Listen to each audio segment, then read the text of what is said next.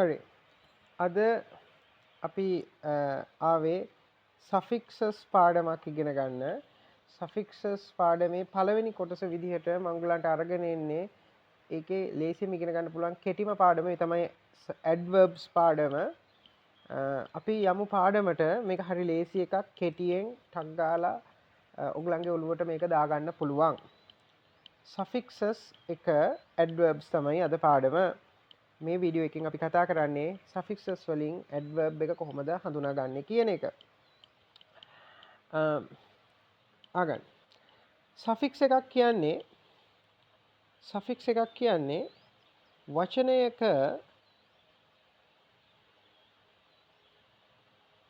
වචනයක අග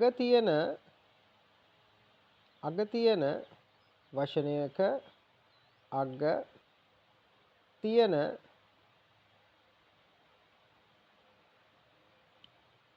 වචනයක අග තියෙන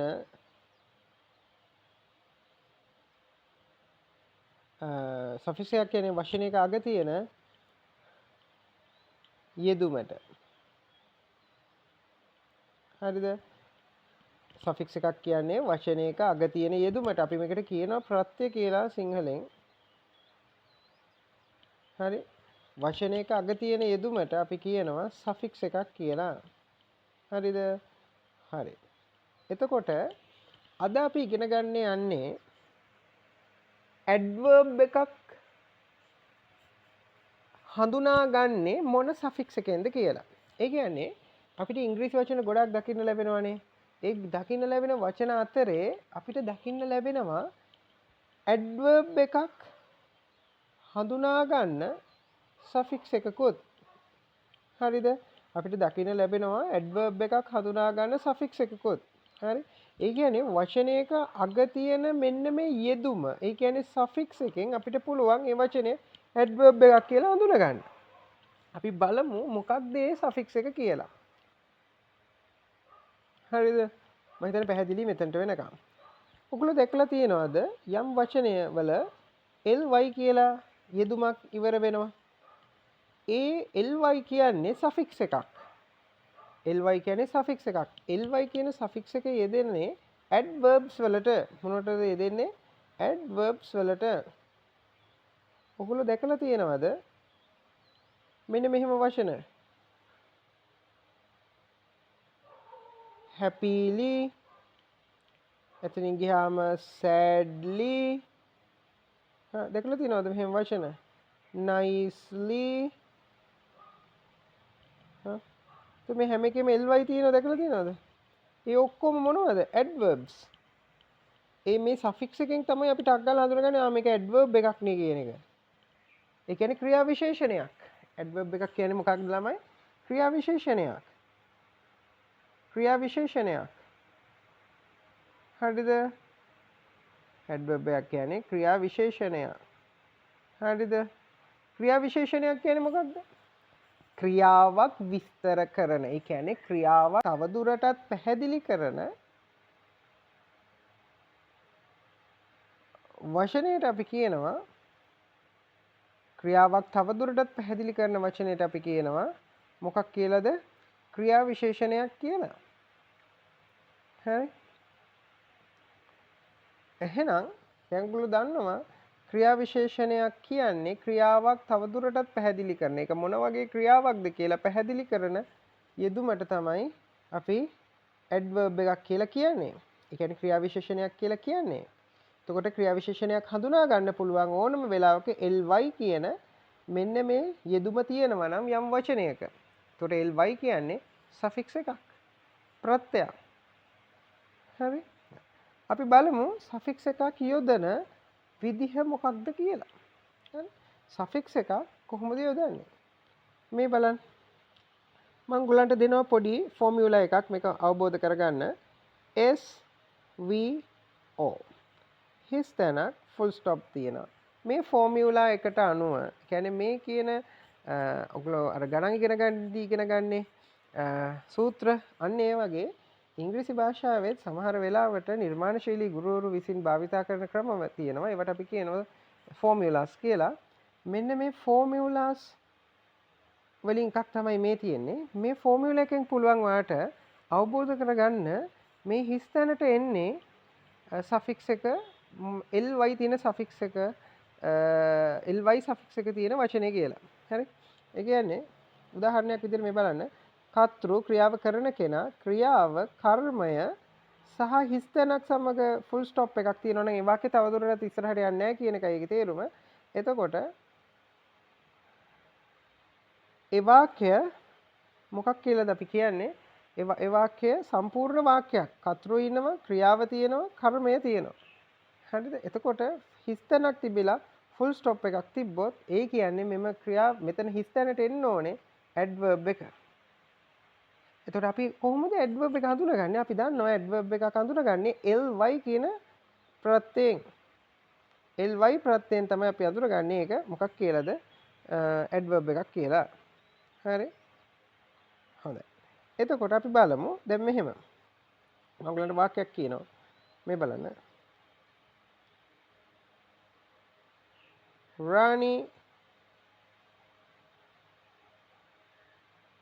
sings songs. Rani sings songs. අන්නහම තියෙනවා. ඔයගලන්ට දෙනවා වරහන් ඇතුලේ තෝරගන්න. Nice.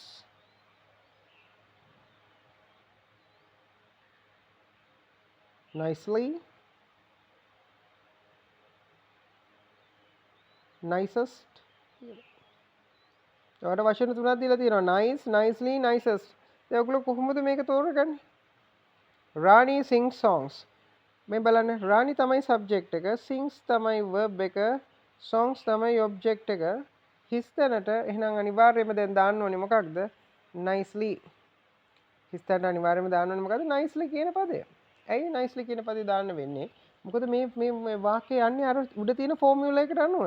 එතකොට මේ ෆෝමියුලා එකේදී හිස් තැන අනිවාර්යයෙන්ම පුරවන්න ඕනේ ඇඩ්වර්බ් එකකින්. පැහැදිලිද? හොඳයි. මම හිතනවා පැහැදිලි වෙන්නේ නැති කියලා. මේ ෆෝමියුලා එක මතක තියාගත්තාම වැඩේ ලේසි. අපි තව එකක් බලමු. මේ බලන්න. mother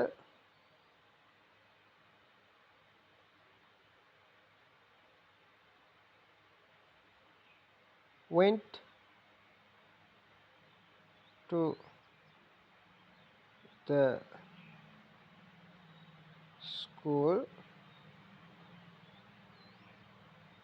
full stop. අපිට එනවා වචන quick,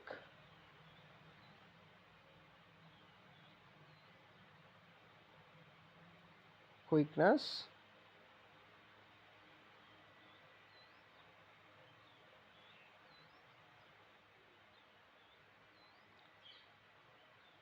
quickly. හරි. මොකද මේකෙතන යොදන වචනේ?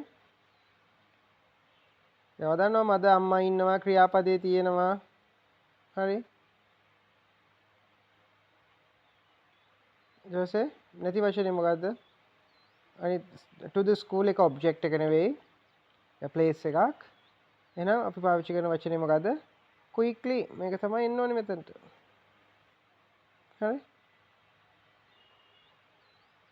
පැහැදිලි නේද? එතකොට mother went to the school quickly. හරි. තව උදාහරණයක් බලමු.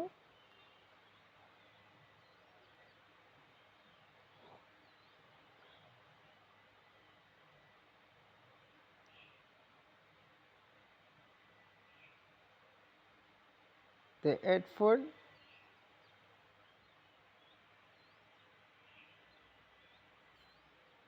බලමු මේක වචන. happy.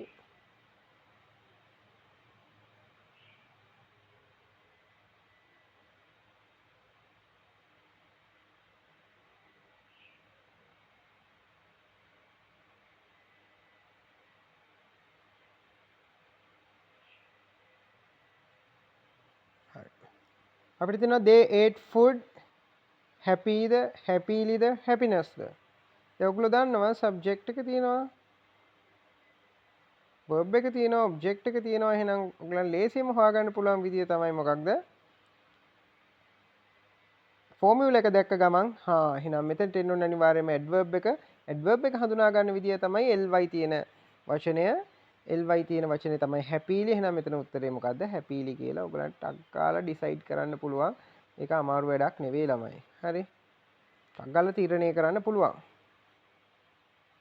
හරි. මම තම හිමින් ඔයගලන්ට ඒක පැහැදිලි කරලා දුන්නා කියලා මම හිතනවා. දැන් පැහැදිලිද? හරි. උදාහරණ තුනක් අරන් පැහැදිලි කරේ.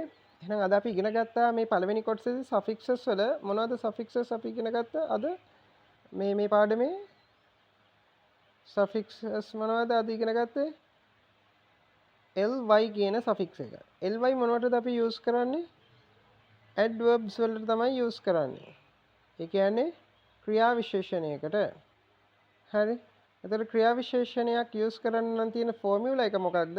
SVO තිබ්බොත් හිස්තන තිබ්බොත් අන්න ඇඩ්වර්බ් එක දානවා.